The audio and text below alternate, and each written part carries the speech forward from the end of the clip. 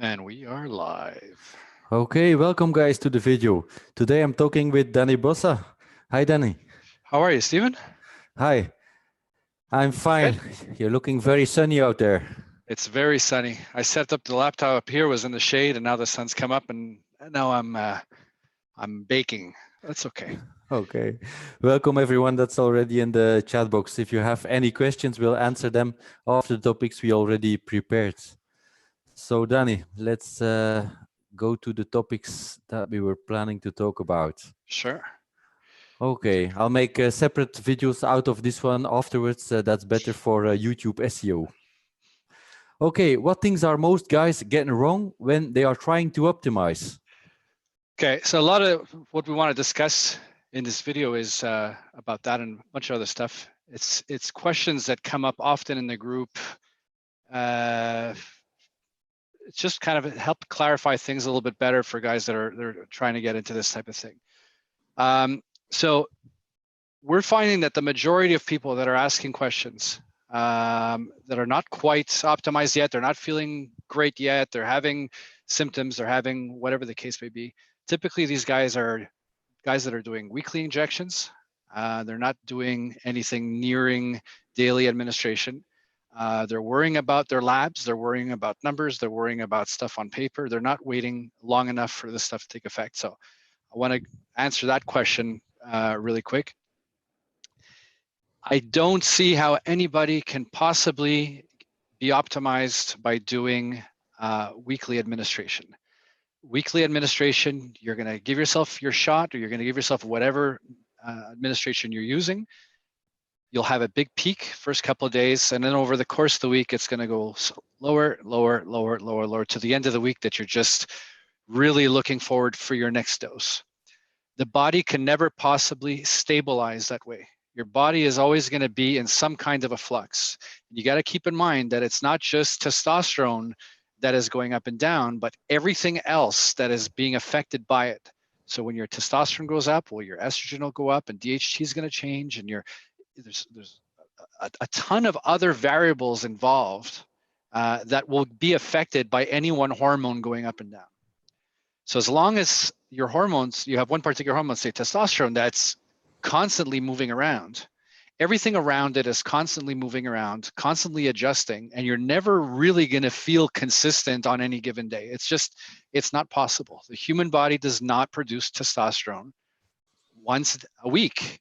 The human body doesn't say, okay, well, it's Monday, let's put out a whole bunch of testosterone, and then next Monday I'll put out some more. It just doesn't work that way. The body is constantly producing testosterone. Now, yes, right now we are, if we're on TRT, it's because we're deficient or we're having deficiency symptoms. So that, but that, the body was still making some.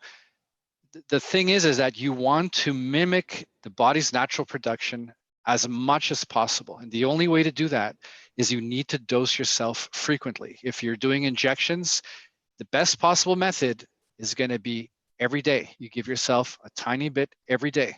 And that tiny bit every day, well, now every day you're going to have the same amount of testosterone, Okay, so you're starting off with, deficient.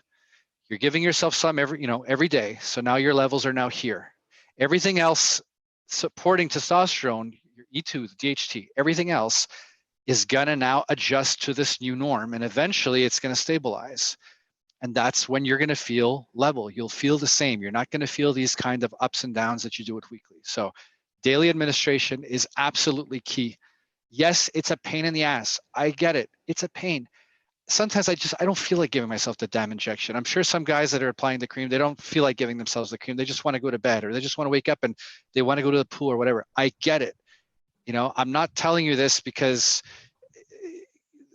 how can I explain this? I'm telling you this because it's the best way of doing it. I wish that we could just take, a big dose once a year and be done with it. Yeah, that'd be great. But I'm telling you that taking this every day, as much as a pain in the ass it could be, is the only way that you're going to ever feel optimized or ever feel good. There is really no other way. Yes, some guys can do every other day if they're doing injections. There's guys that say, well, I do twice a week and I feel fine. Yeah, potentially that's the case. I wonder what these guys, how much better these guys would feel if they were doing daily. So daily is just, it's absolutely key in my opinion. Not to mention when you're doing daily, you're giving your body a smaller dose every day, just a little hit, instead of one big heaping dose all at once. When you get that one big heaping dose all at once, the body's like, whoa, and it's got to figure things out. It's got this big dose of testosterone in the system, and it doesn't quite know what to do with it, and everything just goes haywire. Just giving this little pulse every single day, the body just kind of learns what to do with it, keeps everything nice and steady, and that's when you start feeling better. So that's number one. Answer your question about the things that guys are getting wrong, trying to optimize. Number two, caring about numbers. I had a doctor that, try as I might, if as soon as I would start taking more and I would start to feel better, he would look at my labs. I'd sit down at his desk and he would go behind his desk and he would just look at the piece of paper and say, okay, well, your testosterone is high. Your E2 is here, this is here. And somehow he believed that keeping everything in this magical range, or whatever these ranges that these pharmaceutical companies or whatever come out with, if you keep them there, that's when you're going to be optimized. It is so unbelievably far from the truth, you have no idea. Guys, you need to completely take this whole notion of a range, of a clinical range, take it, erase it from your brain, and toss it out with the trash. It is one of the major things that guys are obsessing with that's preventing them from feeling better. Okay, why? If the range is, for total testosterone is 200 and something to now I think it's 900. It used to be 1500, but with every passing year it just gets lower and lower and lower. If you're at the top of the range and you're at 900, but you still have symptoms, what are you going to do? Do you say, well, I'm at the high end of the range, and if I go higher, all these bad things are going to happen, or if you say, well, screw the range, let me take more and let me see if it resolves my symptoms? Typically it will. Okay, so the whole notion of these ranges, you gotta forget about. You gotta forget about going for any type of number. I need my E2 here. I need my testosterone to be here. I need my free T to be here. And you're just chasing numbers all the time. You got to keep in mind, first of all, every time you're gonna take a test, your numbers are gonna change. So if you say, well, how come my total testosterone has dropped 20 points? Maybe it's stuff is still gonna vary with every given test that you do. By the way, if you are doing labs, you definitely want to use the same clinic or the same lab every single time. Don't get your blood drawn from one place one time and then from another place another time, another place another time, and try to make a comparison. Because you got to keep in mind that the people that are doing this lab work are different. The equipment they're going to be using is going to be different. The way they're measuring is going to be different. The protocol, all these types of things are going to vary, okay? So there's been doctors that have sent blood work to multiple different clinics to have them analyzed. And when they get back, the numbers vary sometimes by like 30 or 40%. Okay, so you find a place to get your blood drawn and use that same place and that same test. And this way here, you can compare, last time I was here, now I'm here. We use the same method, we use the same people, we use the same equipment, we use the same, whatever the case may be. There's the other thing I would say, biggest thing of all is guys that are saying, well, I'm taking 150 milligrams a week of testosterone, and I know that's a good dose, and I shouldn't go more than that, because if I go more than that, it's considered steroids. Or if I'm going into, over 200 milligrams a week of testosterone, it's now we're saying we're abusing testosterone, or we're going into supraphysiological doses of testosterone, and we're no longer doing replacement levels. And I'm going to get to that later of why that is just no longer the case, and that you can't think that way, and that replacement doses of testosterone, trying to keep yourself in that magical range today, is going to be a complete and utter waste of time. Well, we'll get to that later, and it has to do with EDCs. And the other big mistake that guys are making is they're simply not waiting long enough for their now higher level of testosterone to have an effect on the body. So I was trying to think of an analogy. to explain this the best way possible, and I play some guitar and I have a tube amp. I don't know if any of you guys know about tube amps or tube amplifiers for guitars, but if I was to plug in my guitar into this tube amp and I power it on and I try to start playing right away, I have no sound. Why? Because I've applied power to this thing, and now that power has been applied, the tubes, which are basically what does the amplification, if you will, they need to kind of heat up and warm up. And once they've kind of gotten to their max, that's when you get sound. Okay. When it comes to testosterone, you can't say, well, I'm going to give myself a shot at 200 milligrams. So now later on in the day, why don't I feel well? Why don't I feel different? How come I don't feel it? You know, or I've been taking 200 milligrams every single week for the last 3 weeks. Why don't I feel different? This stuff takes a while to take an effect. It's not like drinking an espresso. If I'm feeling sleepy, I drink an espresso, and literally within 15 minutes, I was like, "Ooh, you know, that woke me up." It's having an immediate impact on the body. Okay, with like any type of stimulant to be the same. You know, you take a sleeping pill, it'll be the same. You take a sleeping pill, and half hour later, you're getting sleepy. It's having an immediate effect on the body.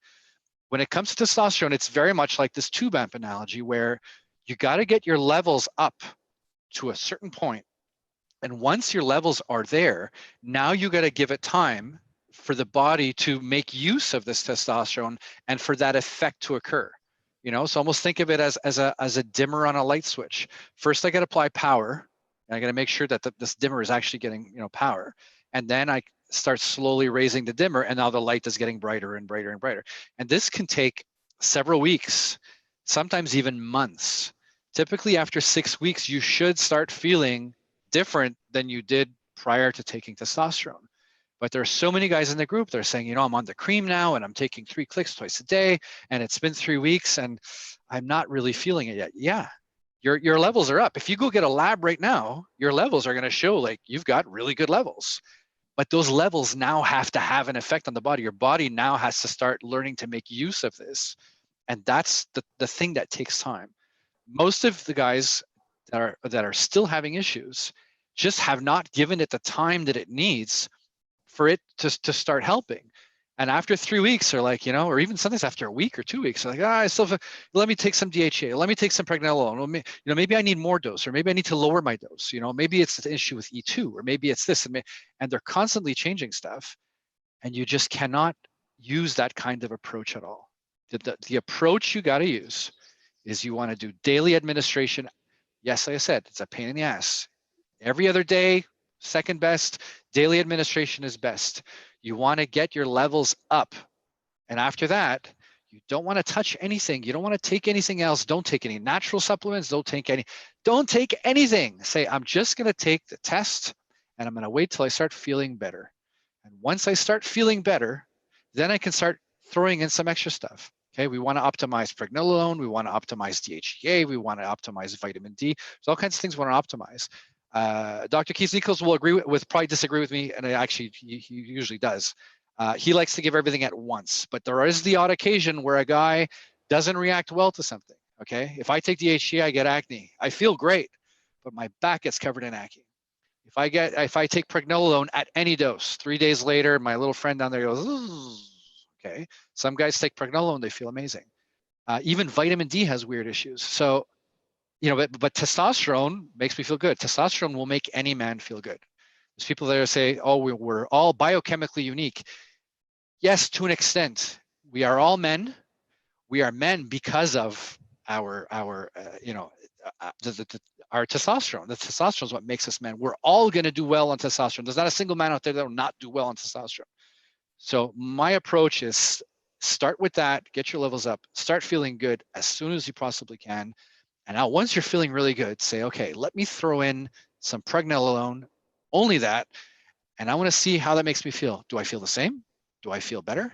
Do I feel worse? Do I feel better? Okay, let me try upping my dose and see, and try to figure out what's my best dose. Once that's done, try throwing in some DHEA. Oh, I'm getting acne. Okay, well, maybe DHEA is not for me, or maybe you feel good.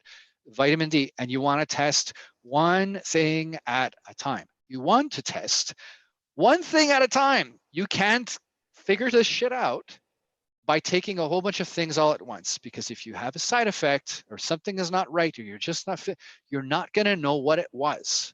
Okay. So I like to just say, I'm going to get my testosterone levels up, and then I'll experiment with one thing. Try that for a little while. And when I say try it for a while, I mean like try it for several weeks. Then add in something else, try that for several weeks. And sooner or later, you'll start to see the things that you feel better on and the things you need to avoid.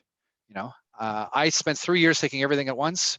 I was never optimized. Went back to basics, used this approach, and it worked for me. Again, Dr. Keith Nichols says that the majority of men feel good with pregnenolone, they feel good with DHEA and all this type of stuff. He tends to give them all at once, but in case you're one of those weird guys like me, and trust me, I'm weird, my approach might work better. So that's to answer your that question there, Stephen. Okay, thank you. Very clear. So why do guys need so much testosterone to feel better? Why wasn't this the case 50 years ago? So 50 years ago, 100 years ago, 150 years ago, I want you guys to look at pictures of the men from 50 years ago, or as far back as you can see. The men back there, I mean, they were men, okay? They were real men. You look around today and sorry, but the men don't look like men. They're starting to look more like women. You know, they got the man boobs and they got the fat around the stomach, but lean everywhere else. You know, they're kind of skinny fat and they don't have any muscle. And, you know, they don't look like that heroic manly type that you see when you watch an action movie or something. Not to say that they got to be hopped up on roids or whatever, but you know, the Clint Eastwoods and whatever from back in the day, those real men type, you don't see that anymore. But back in the day, that was the case. So you say, okay, well, what changed? Back then, no man had to take testosterone replacement therapy. I mean, it wasn't even heard of. You know, they didn't have stuff like this. It just wasn't the case. What's changed? Well, what's changed is the environment. The environment has changed a lot. Okay, chemicals, pollutants. You got to understand that the water they were drinking back then is not like the water we're drinking today. I don't care if you're getting it from the tap. I don't care if you're getting it bottled. It's not the same thing. Okay. The amount of hormones that wind up in our water, the hormones that wind up in our food, the chemicals that wind up on the land that is growing the crops, even if they're not applying pesticides and they're saying, well, this crop that we have here is fully organic and fully biological. That's great. But maybe you're not applying any pesticides to this, but the ground is still contaminated because there's contaminants in the air all around us, and it's just getting worse and worse and worse and worse. 50, 100 years ago, they didn't have, you know, a speed stick deodorant, and they didn't have body sprays, and they didn't have all this lotion bullshit that you put over for all this stuff. And you look at the amount of chemicals and the amount of crap in there. They didn't have that. All of these things that we put on our bodies, you got to keep in mind, it goes right through us. Our bodies are a sponge, and we will absorb all of those chemicals. You know, you're just thinking, oh, it's some soap. You know, I'm just putting. It doesn't matter. Your body is picking all this stuff up through your personal cosmetics, beauty products, the water you drink, the food you eat. I don't care if you eat vegetables and fruits all day long. You're getting it. Okay. My wife and I, we made a garden back here. I'll show you really fast. I don't know if you can. Sorry, I had a bug just. Okay, we have a garden back there. We're growing cucumbers and basil and everything under the sun. And we just had a really amazing a salad just now, all from stuff there. And she's like, it's fully organic, it's fully biological. And I said, no. I said, this is contaminated. Okay. Now what happens? These contaminants, we call them EDCs. We call them endocrine disrupting chemicals. And when these EDCs get into the body, they attach to the receptors in our body, and they elicit all kinds of weird effects. Okay. When those EDCs are now attached to the receptors in the body, the testosterone that we are now giving ourselves has no place to attach. It's just roaming around. It's being completely overpowered by all these pollutants and chemicals or other hormones in the body. It's got no place to go. For testosterone to work in the body, it needs to attach to a receptor so it can exert its effects. So you got to think of it kind of like I think it was Dr. Nichols that used the hockey team analogy. If you've got two hockey teams on a rink, and the testosterone team's got 5 players or 6 players, 5 players and a goalie, whatever, and then the EDC team has 30 players. Well, guess what? If we add a little extra player here or there, they just can't compete with the other team. The other team is outpowering them. There's no way that the testosterone team will ever work. It's just out of the question. So the doses that we had to give ourselves, even 20 or 30 years ago, because there's some guys that started TRT back then, they could give themselves a half decent dose and really feel better. Number one. Number two, the guys that had, the in-range values of testosterone, like they had, 700 ng or 800 ng DL of testosterone, they felt fine because that testosterone in the body didn't have to compete with anything else, yet it would exert the effects it had in the body. They felt great. Today, what's happening is you get guys that have, I've got levels of 600, the levels are good, but I feel like crap. I have all the symptoms of low testosterone, but my levels are, for a guy not on TRT, they're pretty good. Why? Because the EDCs are completely overpowering the receptors, and the testosterone has no place to go, has no place to attach. So the only way that you can prevent this from occurring, because there's no way to escape the EDCs. The EDCs are inescapable. I don't care if you move to the North Pole. Actually, there was talk that the Arctic is one of the most contaminated areas ever, because all this stuff is all these pollutants are going through the air and they're being carried everywhere across the planet. And once they get to the colder areas like the Arctic or whatever, they fall to the ground, and the ground there is some of the most contaminated anywhere.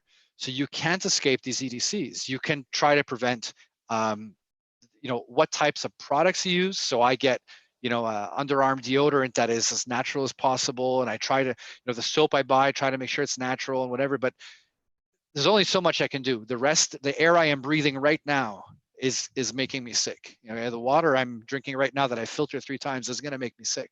The only way that you can overpower this is by giving yourself a much higher dose of testosterone. You need to get the testosterone levels much, much higher than we previously used to, so that now they can outcompete these EDCs and completely overpower the receptors that the EDCs have no place to attach. So when you go see a doctor and you're like, I'm on 100 milligrams of testosterone and I still feel whatever, and I'm, most doctors will say, well, 100 milligrams is fine. I can bring you to maybe 150, but that's as high as I can go. Now you're at 150, you're still symptomatic. What do you do? The doctor is going to say, well, sorry, it's 150. I can't go higher than that because it's considered a high dose. Most of these doctors are not taking into account the effect of these EDCs are having, and that this 150 milligrams that you're taking just is not enough to compete with what's going on in your body. You need quite a bit more. And the benefit of that scrotal cream administration that Dr. Nichols uses as an example, a lot of the docs in our group do the same, is that they're able to get the levels high enough to outcompete these things. And that's when the guys only feel better. When I was mentioning numbers before, not targeting a number, there is really one single number that you can look at. And the only real number you can look at is free testosterone. If you go see a doc like Dr. Keith or any of the doctors in our group, it's going to be the same story. They're going to look at your free T. Typically, for a guy to start feeling good, his free T is going to hit about 30 NGDL. The guys that are feeling really good, they're going to get into the 40s, sometimes into 50s. Stephen, if memory serves me, you're at 60. Yeah, okay, indeed, yeah. You are. Okay, so you sometimes have to get way up there until you start feeling better. So if you're at 30 and you're still symptomatic, guess what? You got to increase your dose. Increase the dose, give it amount of time. Maybe we're going to get to 35, maybe we'll get to 40. And you stop once you no longer have any symptoms. That's when you know that you're taking enough testosterone to overpower whatever is going on in your body to resolve your symptoms. If you stop at a certain level because of a number on a piece of paper or because of a range, it's just never going to get there. It just won't. Okay, that's clear. So about estrogen, because a lot of guys in the group always talking about testosterone and always getting back to estrogen symptoms and so on. Yes. What have you learned in all your study, research, and experience about estrogen in regards to optimization? Okay. There's a couple of things that I've said in the group that I probably could have said better. Maybe some stuff I've said wrong. And I realized that I was contradicting myself in my head a bit, and I've spoken to a number of people, in particular Dr. Nichols, and now I've gotten some kind of clarification. For all you guys that are taking an AI and worrying about estrogen, for those who don't know what an AI is an aromatase inhibitor. An aromatase inhibitor basically prevents or helps to prevent testosterone converting into estrogen. Testosterone being the male hormone, estrogen being referred to as the female hormone. Women obviously have a lot more estrogen, a little bit of testosterone, and with men, it's the other way around. What men do not understand, majority of men that don't understand, as soon as they're talking about E2 issues, E2 being estradiol, is that the majority of the health benefits that we are getting from TRT is the conversion of testosterone into estrogen. Okay, so libido, erection strength, cognition, better sleep, bone health, or bone mineral density, your lipids, your cholesterol, visceral fat. These are all improved by taking DHT because the testosterone that we take gets converted into estrogen. It's the raising of the estrogen with optimizing testosterone levels, of course, that are providing the majority of these benefits, these health benefits. If you do anything to control estrogen whatsoever, you are now reducing these benefits. So if you say, well, I want to have my testosterone in the range of 20 to 30 because that's what I read on all the bro science forums that I go on, because that's what they are. They're bro science and they're not evidence-based. You guys want to know where this whole range of 20 to 30, that's where everyone says, I try to keep my E2 in a range of 20 to 30. Now, where did this come from? This came from a study, a single study that was done using older men that were obese and had congestive heart failure. They studied the level of estrogen and testosterone and everything else in these men, and they saw that the ones that had the highest levels of estrogen died, and the ones that had the lowest levels of estrogen died. Okay, so low estrogen is not good. For those of you who have ever taken too much of an AI and crashed your estrogen levels, you know what that feels like. Been there, done that. It sucks, okay? You feel like crap. You have no libido. You can't have an erection if you got paid $1 million. You can't sleep. Your joints hurt. You don't want to get out of bed. You just feel like shit. You feel terrible, okay? You know what that's like. So that is not good. The guys that were the worst off in this study were the fattest, the most obese. They had congestive heart failure, they had liver disease, they had kidney failure, they had all these issues. And what happens is the more fat that you put on, the more fat, the more obese you get, the higher your estrogen gets. Okay, it's just what happens. The more fat you have, the more of something called aromatase you wind up with. And aromatase is basically an enzyme that converts testosterone to estrogen. So the more fat that you get, the more aromatase you have, and the more of your testosterone will convert into estrogen. So they looked at these big fat guys that had heart failure, liver disease, and all this type of stuff. And they said, well, look at these guys. These guys have estrogen levels above a certain amount. And those are the ones that tend to be dying. So I guess high estrogen is to be avoided, because look, these guys have high estrogen and they're dying. These guys that have low estrogen, well, they're dying. So I guess we got to keep it in this range. In this range here, the guys tend to kind of stay alive. The thing that you got to understand is they were looking at the estrogen as being the reason why these guys were dropping dead. And it wasn't that at all. The reason the estrogen was high is because they were fat. When you're fat, your estrogen is going to go up. Estrogen is an innocent bystander. Estrogen is like, it's just there, okay? The reason they were dropping dead is because they were obese. These were the most obese, the most sick, the cholesterol levels through the roof, fatty liver, visceral fat like you wouldn't believe. These are the things that are going to kill you with time. And what a lot of people don't understand is estrogen actually helps to reduce this from occurring, helps to eliminate this from occurring in the first place. So what did they do later? Fast forward a couple of years, they took these guys with heart failure, and what do? They gave them testosterone. And what happened? Well, they got better. Their estrogen went up. They got better. Why? Well, because the guys in this study were, the whole study was done on baseline guys. So basically, it were sick men that weren't taking any testosterone at all, and they had high levels of estrogen because they were fat. And that's where the whole study was, and that's where this whole range comes from. And it's nonsense, because as soon as you give these guys testosterone, they start improving, and everything starts improving. Now they've got more energy, they've got more strength, they've got more, now they want to do more stuff, they start getting out more, they start getting more, and their estrogen is still up there. How come they're not dying anymore? That the estrogen hasn't changed, estrogen is still high. And as they're losing weight and whatever, yes, their estrogen is going to go down, but it wasn't the estrogen killing them, it was the heart disease. So this whole notion of range, you have to just completely throw it out of the window. It is irrelevant. It does not apply. You don't have to worry about it. The docs in the group don't even measure it anymore. There's one guy in particular, I'm not going to bring up his name. We argued to death about estrogen and estradiol, all this, NAS, and all this type of stuff. And he was adamant. He says, as soon as I stop the AI, my estrogen goes up and I get all these issues. I worked with this guy so much, and I finally convinced him E2 was not the issue.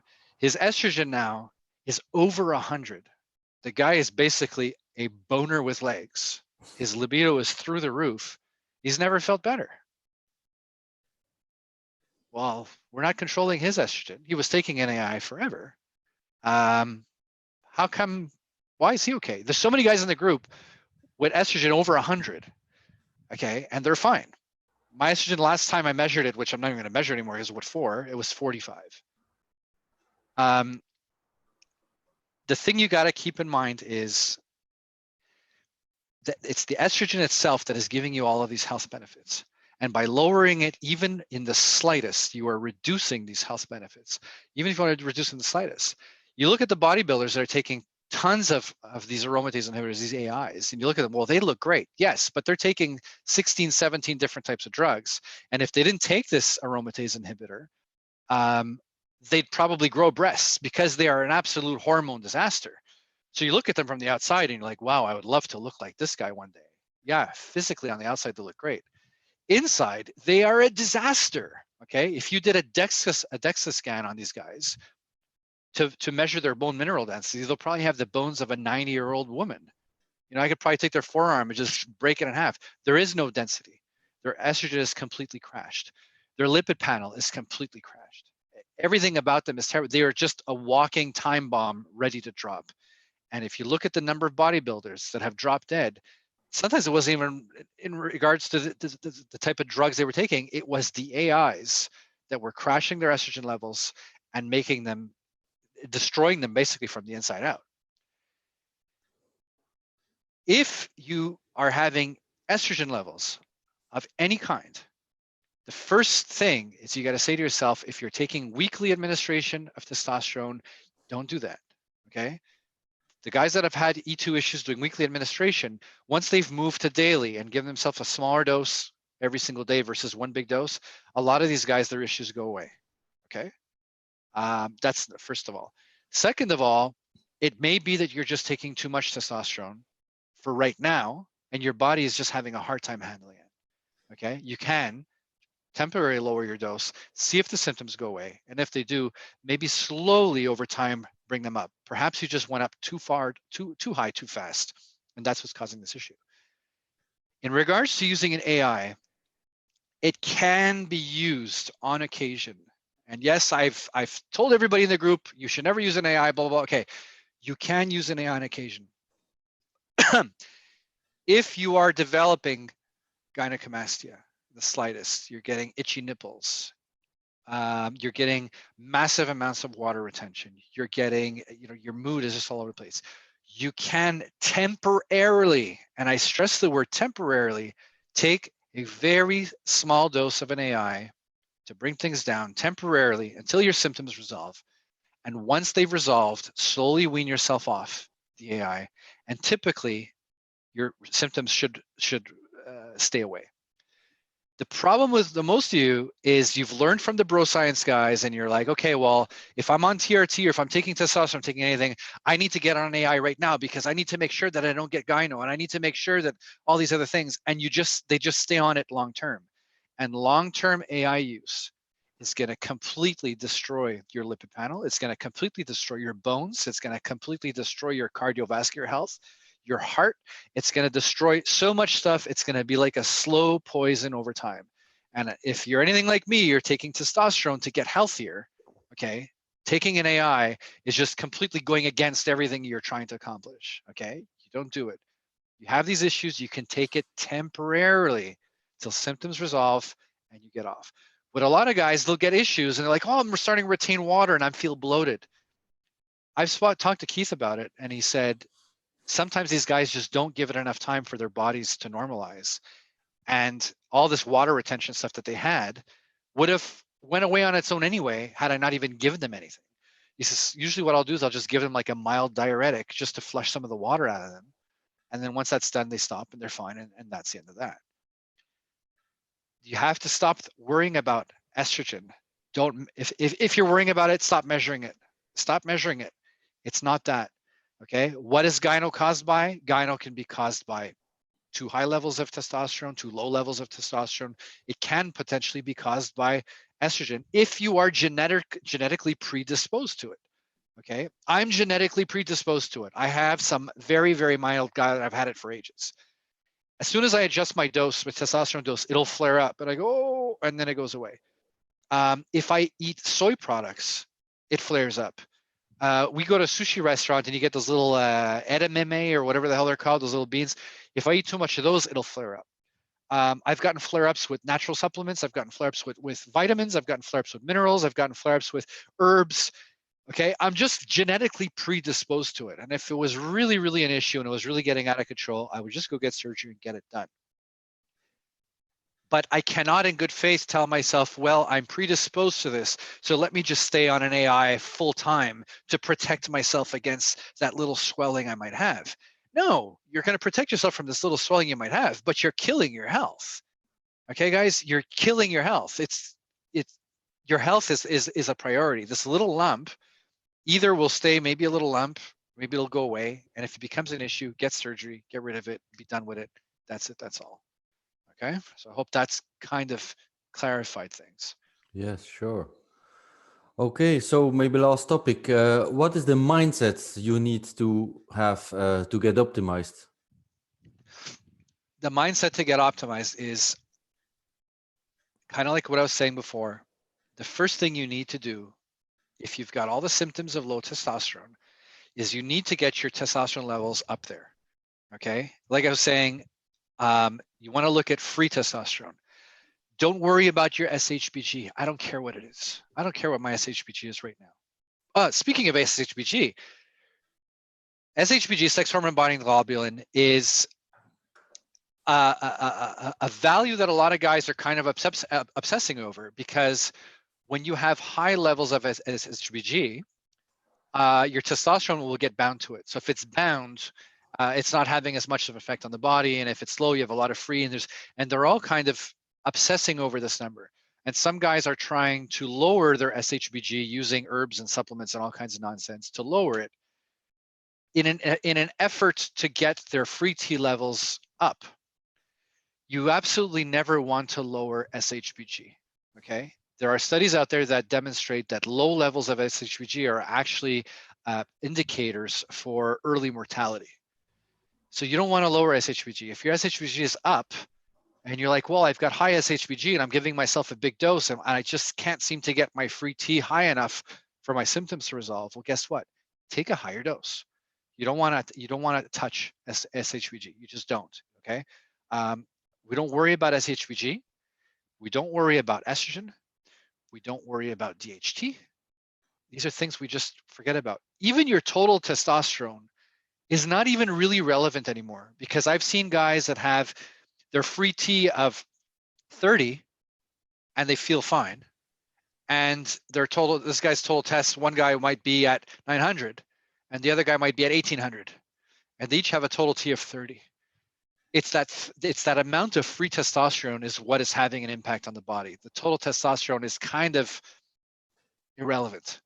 Okay, if I had to go do labs now with everything that I know, other than the obvious, like I'm gonna do a CBC every now and then, you know, just check overall blood health.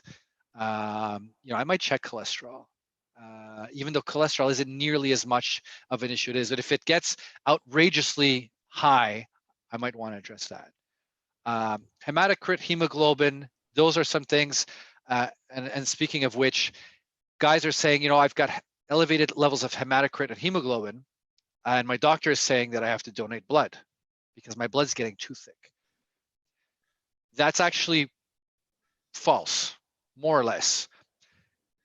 When you're taking testosterone, you are naturally going to have thicker blood. Your hematocrit and hemoglobin are going to go up. This is a given. This is something that is going to happen when you're taking testosterone. Now, that's actually a good thing because having those levels, you wind up with way more oxygenation in the blood. And it gives you a performance boost. There's athletes out there that take depot and all kinds of stuff specifically to get those levels up there. Okay, so there's nothing wrong with that, and there's nothing wrong with even being over the range of hematocrit and hemoglobin, as long as you don't have a clotting issue. If you have a blood clot issue and you've got higher levels of hematocrit and hemoglobin, that can be dangerous. Okay, so higher levels of hematocrit and hemoglobin is considered erythrocytosis. It's normal. It's almost to be expected when you're taking higher levels of testosterone, and it's fine. Not to be confused with polycythemia vera, which is higher levels of hematocrit and hemoglobin with a clotting issue. Now that's dangerous. Okay, so as long as you're not having any type of clotting issue, you don't have to worry about these higher levels. If you look at the guys that living at altitude, the higher altitude you live, the higher your hematocrit and hemoglobin will be. And these guys are not dropping dead, are they? No. They're not having to go give blood all the time. No, they're all fine. These athletes with these higher levels, they don't have to give, they're fine. So it's not that. So you're not worrying about E2, you're not worrying about DHT, you're not worrying about SHBG. Don't worry so much about hematocrit or hemoglobin. Yes, you still want to measure it just to make sure it's not getting anything crazy. There's guys like even like Jordan Grant in the group. I think his levels are like at 55, which are way above range, and he's doing great. He doesn't have to give blood. And for the guys that are having E2 issues in regards to injections, what I learned today from Dr. Keith Nichols is the guys that switch over to the cream, the scrotal cream, that scrotal cream gives a boost in DHT, dihydrotestosterone. And DHT can actually act as a bit of somewhat of an aromatase inhibitor. It kind of keeps E2 a little bit controlled to an extent, to the point that his guys that are on cream, they're taking pretty good doses of cream. They're getting their levels really, really, really up there. And none of them are taking an AI. Some of them have E2, high E2. None of them are getting gyno. He says out of his hundreds, if not thousands of patients at this point, he's had to use an AI temporarily on one patient, and that was it. Okay. So the mindset you got to use is, here, the things that you previously were worrying about, you just don't want to worry about them. Okay. You want to get your free T levels up there. You want to test one thing at a time. Okay. So say I'm going to start with T. I'm going to get my levels up. I'm going to wait till I start feeling better. And once I feel better, and I'm like, wow, I've been feeling really good lately. Let me test pregnenolone. Let me test DHEA. Let me test vitamin D. There's this other vitamin, mineral. Let me try that and see how I feel. Yes, ideally you want to optimize these three, but get yourself feeling good on testosterone first, because some of you guys have been feeling so miserable. You've had no libido, you haven't had sex in 2 years, you can't get out of bed. I'd prefer that you feel good first, and you will with testosterone, and then test these other things. And whatever thing you test with, make sure you give it sufficient amount of time for that thing to take an effect. And you want to, pick a strategy and stick to it. The same guy I was mentioning to you about, I was arguing, he would change his protocol every day. He'd wake up the next day and like, oh, I feel like this, like this, like this. I guess I have to lower my dose. And then I say, oh, maybe I lowered my dose too much. Maybe I should put my dose back up. And then I say, oh, maybe I should take boron. And he would take some boron, and he would take this, and he would take this. You're never going to figure it out. You got to make a strategy and say, okay, I feel this is how I've been feeling so far. I'm going to increase my dose of testosterone because I still have symptoms. I'm going to increase it to this much. I'm going to take it daily, and I'm going to give it 6 weeks. And I'm not going to change anything. I'm not going to take a supplement. I'm not going to take a vitamin. I'm not going to take anything. I want to test just this. What impact does this new level of testosterone have on me, generally speaking? And I'm going to reassess in 6 weeks. And 6 weeks from now, you know what? I got to admit, I feel better. Okay. Still got this maybe one little issue. Okay. Let me increase it again a tiny little bit. And I'm going to give that new level now 6 weeks to have an impact on the body and then assess. And after 6 weeks, you might say, you know what? I got no symptoms. Sex life is good. Erections are good. Sleeping well. I had joints issues. They're gone. I got a clear head. I feel like I'm thinking fast and everything's good. I feel like my skin's improving. Everything's improving. Once you're there, stop. You're optimized. That's the whole point. The whole point is not to turn into Sylvester Stallone or Arnold Schwarzenegger. The whole point is to have no symptoms and just feel great. Okay. If you're going to keep pushing it and pushing it and pushing it, eventually you're going to start to get symptoms. Eventually you're going to start to have issues. Once you get to that point, say, you know what? I'm going to keep my testosterone level here. Let me see now if I optimize pregnenolone, what effect does it have? Let me see if I optimize DHA, what effect does it have? And test one thing at a time over time. Pick a strategy, stick with it for 6 weeks. Okay. Now, obviously, if you take, let's say a case like me, I take pregnenolone, and every time I've tested, it's the same result. Within 3 days, my libido just tanks. Well, I'm not going to say I'm going to give it 6 weeks. Well, no, I think it's pretty clear that this is not having a very favorable impact on me. I'm going to stop taking this because it just doesn't work. I have tried to just tough it out and see if it'll eventually over time. And if something is killing my libido after 3 days, I'm kind of going to forget about it. So I trust that this kind of puts some of your concerns to rest and kind of gives the idea of, like I said, the type of mindset you want to have, the type of approach you want to have, the things you want to stop worrying about, the things you need to do. Excellent advice, Danny. Thank you so much. Okay, I will go through the chat box now. I just want to mention tomorrow, August the 4th, on Sunday, I'll have another live stream with Dr. Keith Nichols and with the English Balance My Hormone UK guys from London, Sam Cook and Mike Coxis. And they will discuss some differences between North America, Canada, the US, and what we are doing in Europe right here. Because I already talked with them and they said that all the testosterone preparations for injections in Europe are not made for subcutaneous injections. That's true. But yeah, they could not really explain why, and that's what we're going to ask Dr. Keith Nichols. And they also use different kind of concentrations for their testosterone creams. While in the US and Canada, we are talking about 20% creams and are adjusting the amount we're giving. So why these differences? We're going to discuss that tomorrow. Yeah, there's a huge difference between taking creams and taking the gels just very, very quickly. With gels, you cannot get a concentration of higher than 10%. So that would be, 100 milligrams per gram of gel. With creams, you can go to 200 milligrams per gram of the cream, sorry. And that's why it's just so much of the preferred method over gels. And by the way, any guys thinking about pellets or nasal sprays or cream applied anywhere else, any of this other stuff, testosterone boosters, just forget about it. If you've got low E2 issues, don't even waste your time. It's injections or it's cream.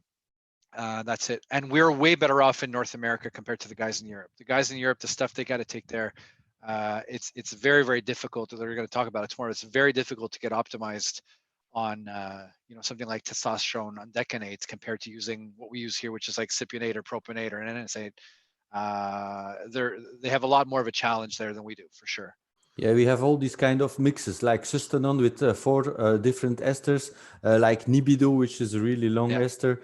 Yeah, it's difficult to find just testosterone enanthate, for example. Yeah.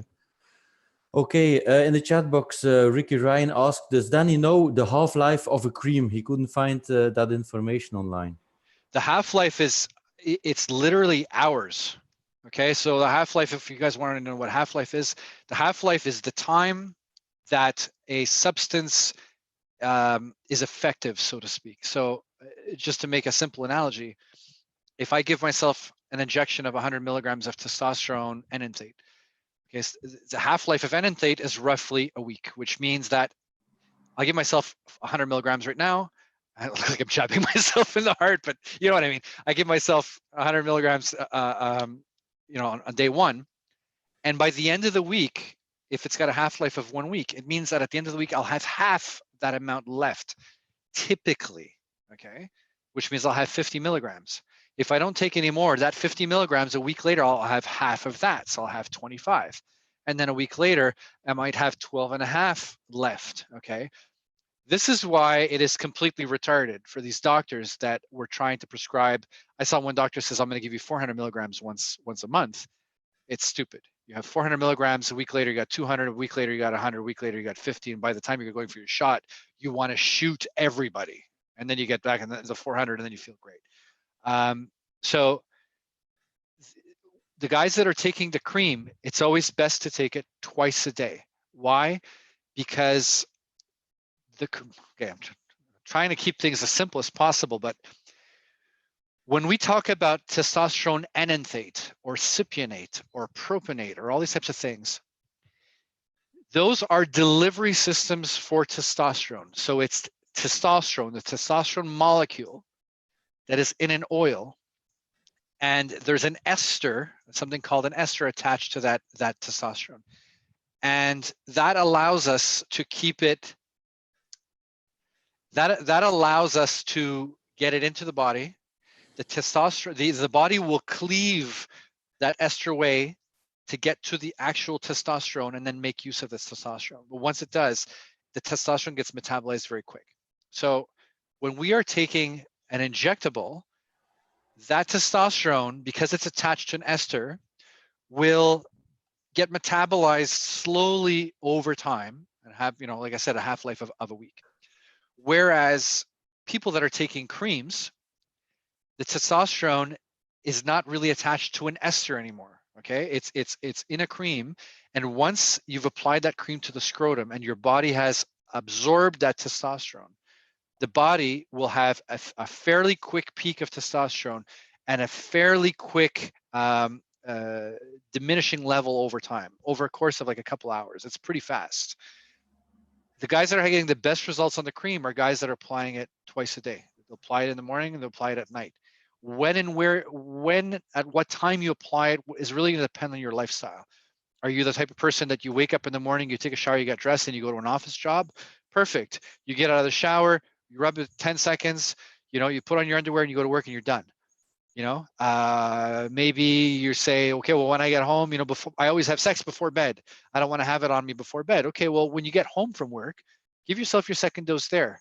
By the time you're going to go to bed later on, it's worn off.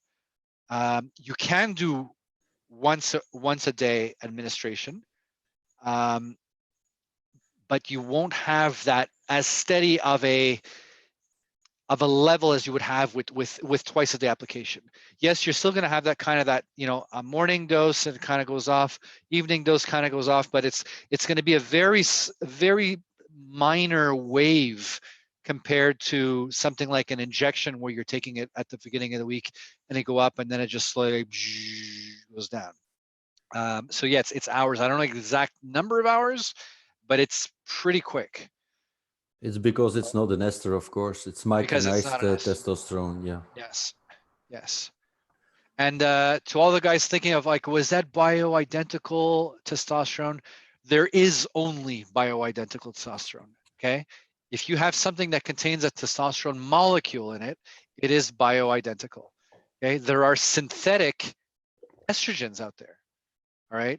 But every testosterone is considered a bioidentical testosterone, whether it's an injectable, whether it's a cream, whether it's a gel, whether it's whatever. You know, the cream itself might be synthetic, but the testosterone in there is bioidentical. Once your body absorbed it, your body cannot differentiate that testosterone molecule with the testosterone molecule it produces naturally, if that answers your question. Someone asked, have there been any reported issues with high estradiol or estrone on hepatic function? On hepatic, no, not really. So the thing with, try to explain, I like keeping things in simple English as possible. Estrogen, estradiol, estrone, estradiol, these have all been studied at length. None of these have ever shown to cause harm at any level in over 70 years of research. They just have not. Okay. Now, the majority of studies of people having issues where they had some kind of an issue going on and they saw that, you know, oh, well, their E2 was high, so it must be E2. You have to understand that if you're just measuring one number and not looking at the situation as a whole and trying to determine where that elevated number came from, what caused this elevated number, you can't just blame it on this one number. Yes, if you got a guy who's totally testosterone deficient and has his estradiol at, you know, 60, is he gonna have issues? Probably. Is it estradiol issues? No, he's probably fat. If his testosterone is tanked, there's a whole other slew of issues going on there, not necessarily because of estradiol. Estrogen is the thing that is basically making us healthy. Okay, so you want everything optimized. You get your testosterone levels up, and those higher levels of testosterone, guess what? They're actually gonna raise your estrogen, and having these both optimized is what's gonna give you health. We've only found issues with people that have low levels. Either they're not aromatizing enough testosterone into estrogen, or they're taking some kind of substance that's blocking it or controlling it or keeping it down. If you're having low levels of estrogen, you will have all kinds of health issues, I guarantee you. But there is not a single study demonstrating any level of estrogen being high, particularly on somebody that has nice, healthy levels of testosterone. A healthy guy, they won't be the case. A lot of these issues about where they're blaming estrogen is mostly with fat people, with obese people, with guys that are already not well. Like I said earlier, congestive heart failure, they've got fatty liver, they've got visceral fat. Speaking of which, a lot of you are into the misconception that if you keep, and I was one of them, if you keep your estrogen levels down, you will get leaner. It is the furthest thing from the truth. The lower your levels of estrogen are, the more you will have a tendency of accumulating visceral fat. Look at women getting older. Yes, precisely. If you have visceral fat, estrogen is your friend. Get those estrogen levels up there. That estrogen will help you decrease visceral fat. Okay, so you don't have to worry about, sorry, I think my son's calling me. You don't have to worry about estrogen levels, hepatic function, libido issues, erection issues, you name it. It's simply not a concern, to the point the doctors in the group have literally stopped measuring it. They've absolutely stopped measuring it. It's not a concern. You know, you would have to be one of those types in the extreme rare cases that you've got a healthy level of testosterone, you're taking TRT, and for whatever reason your body is not converting any of it into estrogen. That's when you could potentially have an issue, but that is unbelievably rare. So do not ever worry about higher levels of estrogen causing you any kind of harm. Forget about it. Absolutely forget about it. If you have a study that demonstrates estrogen causing harm in a healthy man, okay, because if it's a guy who's already sick, well, estrogen wasn't the cause, so you can shove your study up you know where, in a healthy man with healthy levels of testosterone that somehow had issues with higher levels of estrogen that impacted his health, please send it to me. There's a link to the group. Going to be at the bottom of this video. You can join the group, post that. You can find me on Facebook. My name's Danny Bossa, B-O-S-S-A. Send that study to me, and I will be more than happy to have the docs in the group look at it and pick it apart and demonstrate that chances are it's a nonsense study, because we've been looking for these studies and there are none. Okay, so if you can provide a study that shows that estrogen has some kind of a negative effect on the body, we'd love to see it, because the researchers have been looking and they just have not found any, and they kind of do that for a living. Okay, maybe one last question, because we're at the 1 hour mark. And the first part of that question will be pretty straightforward. I consider TRT, says Ivan. I've tried to up T naturally, but I managed to get my total T up to 500, 600 and free T like 16, 17. And the symptoms are still there. Well, I'm 30 years old and don't have any children yet. Is TRT recommended for my situation? Okay, so this was a guy that is not on testosterone. Exactly. Okay, so it's kind of like what I was saying earlier. If you look at the clinical range right now is, I think, 220 to 900 and something. 10 years ago, the clinical range was 300 to 1500. Okay, so if you were at, this is what's retarded. If you had a 1500 total testosterone, you were considered normal. With every passing year, they measure the testosterone levels of a group of people, and they're finding with every year, it's getting less and less and less and less. So guys that have 1500 testosterone right now, they're considered super physiological. Okay, so a guy that's on TRT right now is a level of 1500. He's technically abusing steroids. 10 years ago, he'd be considered normal. There's plenty of guys walking around out there with normal levels of 1500. So you've got a level of 500 and something with a range of 200 to about 900. You're like kind of dead in the middle, or maybe a little bit less, but you have low testosterone symptoms. Why is that? Well, it's kind of what I was mentioning earlier about the EDCs, is that level of testosterone right now in your body is just not having the same effect as it did 10 years ago. Perhaps you had that same level 10 years ago. Sorry, I didn't catch the guy's age, but whatever. 30. 30, okay. So let's say 10 years ago, you had that level of testosterone, you probably felt better. But these endocrine disrupting chemicals have been building up in your body over time, and they're overpowering the receptors. So now your level of 500 just isn't cutting it anymore. And your level of 16, well, we know that, guys typically start feeling better around 30. I personally started feeling better when I got my levels about 28, and you're at 16.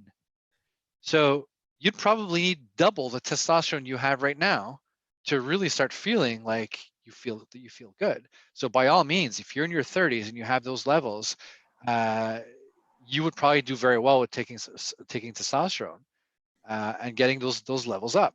And if you're taking some and you measured your levels, and like my free T is now at 23, well, you probably need a little bit more.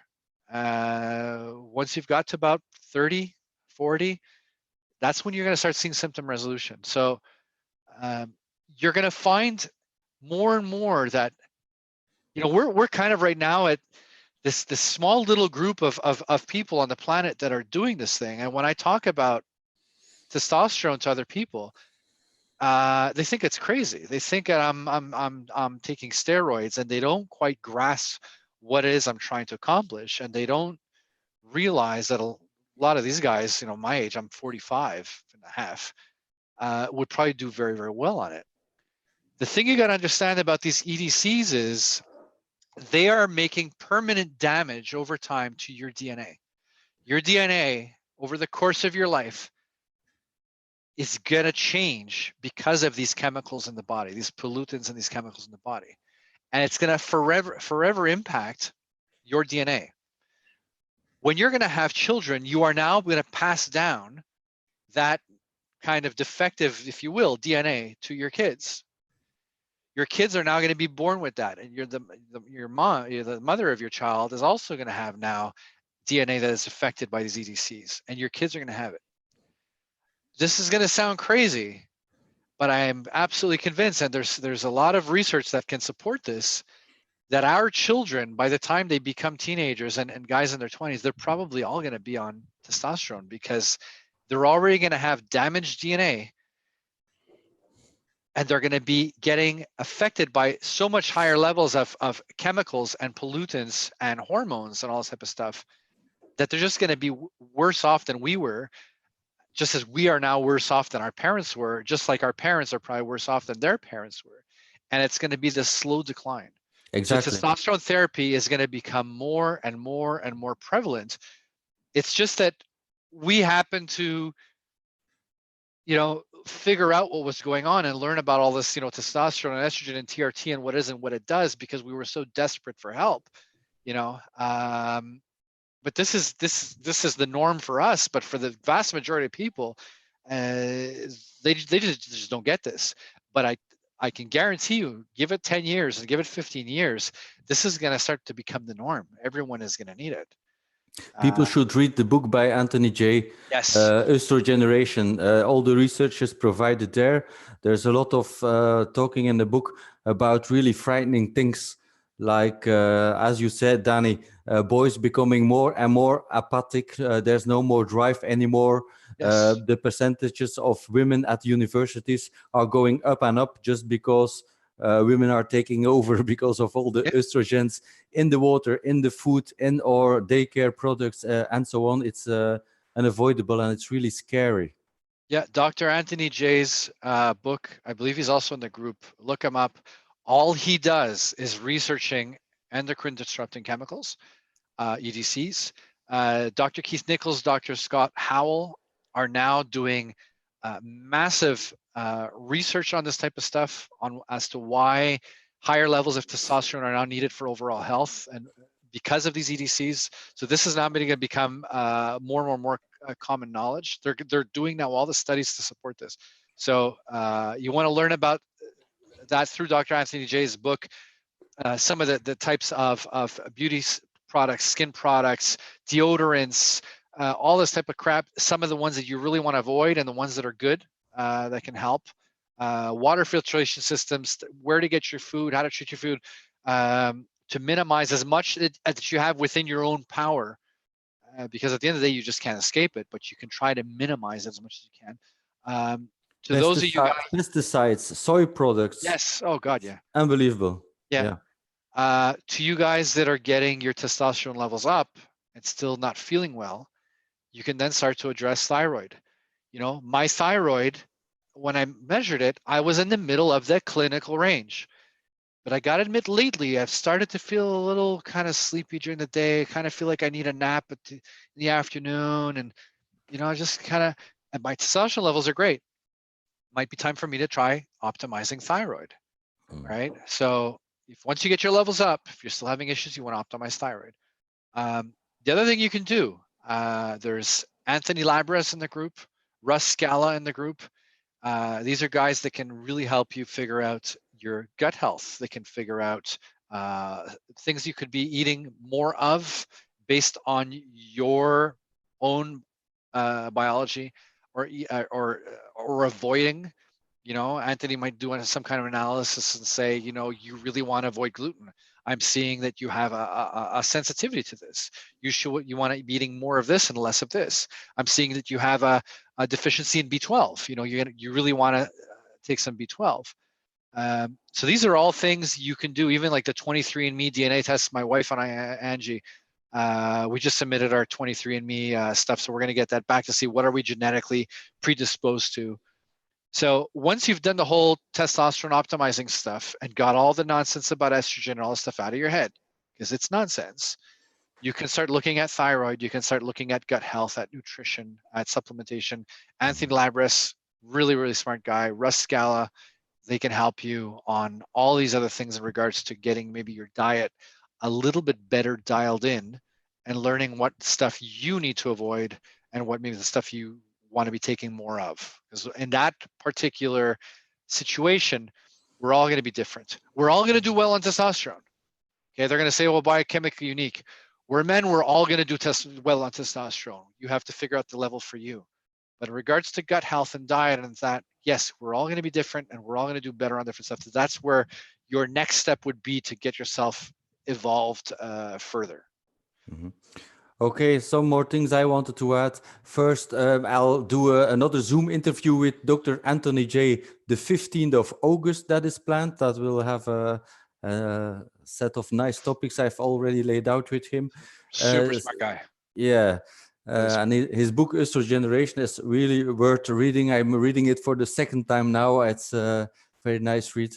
Then second, tomorrow evening, as said, another Zoom interview with Dr. Keith Nichols and the UK guys from Balance My Hormones, so they can answer some questions in the chat box afterwards as well. I hope you can be there as well, Danny, in the chat box to monitor. Yeah, I'm gonna try. I will try my best, guys. Dr. Keith Nichols, if you can find some way to have this guy as your doc, and you're having symptoms of low E2, symptoms of low testosterone or thyroid, he is the guy to see. If you can, he's in Chattanooga, Tennessee. If you can afford to fly in to see him, by all means do it. If you're in the vicinity, maybe it's a couple-hour drive, or maybe it's a 10-hour drive. Say screw it. You know what? I'm gonna make an appointment with this guy, and I'll go spend 2 days or 3 days. I'll drive there and go visit the area, check it out. He is the guy to see. He will get you feeling fantastic, guaranteed. I don't know any doctor right now that's better at it than he is. And like I said, Anthony Labras, Russ, afterwards for all the other stuff. Watch that podcast tomorrow. This guy is an absolute genius at this stuff.